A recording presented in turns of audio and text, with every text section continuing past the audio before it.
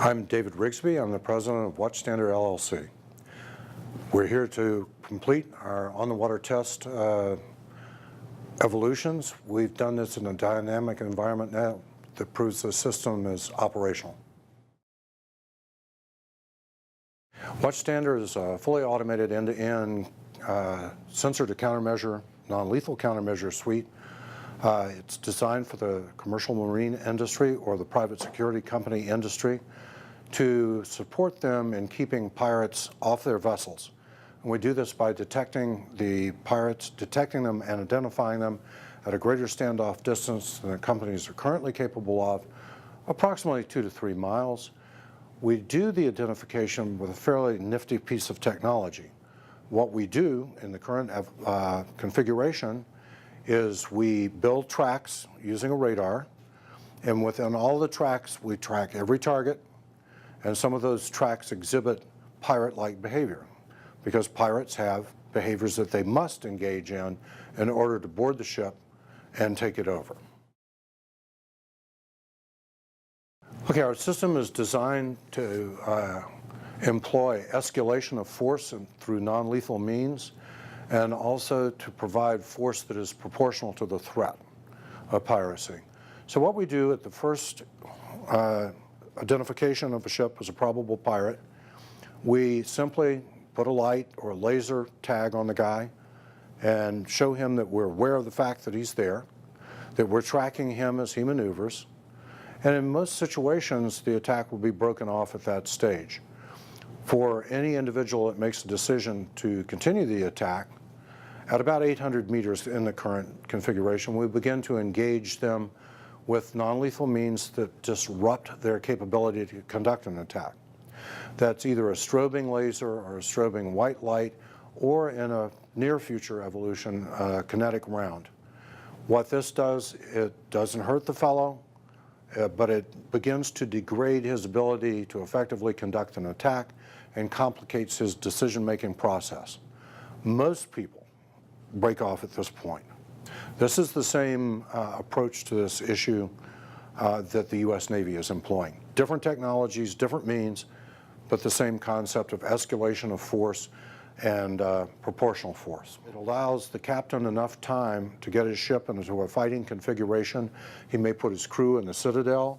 He may, if he has one, get his private security team guys to their proper stations, and it allows him to begin to maneuver his ship, hopefully into a stern chase situation, so that the rate of closure drops to the relative delta between the two speeds of the ships.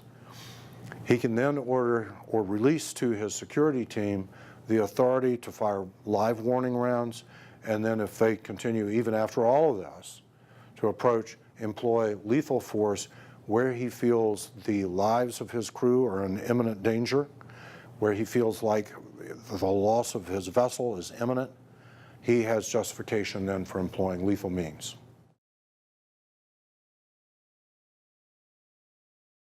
It's very difficult to put a figure on a negative, if you will, because the pirate's a business guy. Most pirates are business guys. They steal stuff and resell it, or they steal stuff and use it. So he's going through basically a business process. What's my risk looking at this target? And what we're doing is we're magnifying that risk factor for him. So the impact we think of deploying the system is that and I'll pick a figure because, as I say, it's impossible to quantify a negative. In about 80% of the cases where the guy is looking at you and has made a decision he's going to give you a try, about 80% of the time we think we can get him to break off before actual live rounds are fired.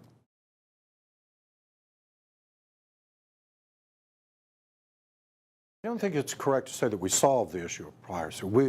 We are providing a very valuable tool to reduce the problem, but we're not going to eliminate this. It's been around for thousands of years. Julius Caesar actually killed many pirates in the Mediterranean, one of the first effective pirate control projects. And it's going to continue, but we believe using a system like ours is going to really reduce that problem. Most people in that decision-making process where they have the risk in there, look at his side of it. If he's dead, he can't spend any money. Doesn't matter how much money he's got, he can't spend it. He can't enjoy anything. There are no fruits of his labor. And we're just simply ratcheting up that risk. So we think we'll make a very effective tool. We think we have made a very effective tool. We do think we'll have a significant impact on the problem.